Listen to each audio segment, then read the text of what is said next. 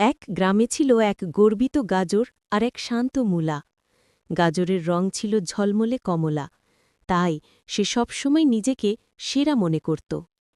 আর মূলা ছিল মাটির নিচে সাদা আর সাদামাটা। একদিন এক কৃষক তাদের দুজনকেই মাটি থেকে তুললেন। গাজর তখন মূলাকে তাচ্ছিল্য করে বলল, দেখ, আমি কত সুন্দর আর উজ্জ্বল, সবাই আমাকে ভালোবাসে। মূলা হেসে উত্তর দিল, সুন্দর রং ক্ষণিকের গন্ধু, কিন্তু আসল গুণ থাকে ভেতরে। কৃষক তাদের বাজারে নিয়ে গেলেন। একজন ধনী লোক গাজর কিনে নিয়ে গেল সুন্দর সালাদ বানানোর জন্য, আর একজন গরিব মা মূলাকে কিনে নিয়ে গেলেন তার অসুস্থ সন্তানের জন্য পুষ্টিকর স্যুপ বানাতে। গাজর তখন বুঝল, বাইরে থেকে সুন্দর হওয়াটা সব নয়, সবার উপকারে আসাই আসল মর্যাদা। গল্পের শিক্ষা: বাইরের রূপের চেয়ে ভেতরের গুণ ও উপযোগিতাই বেশি গুরুত্বপূর্ণ।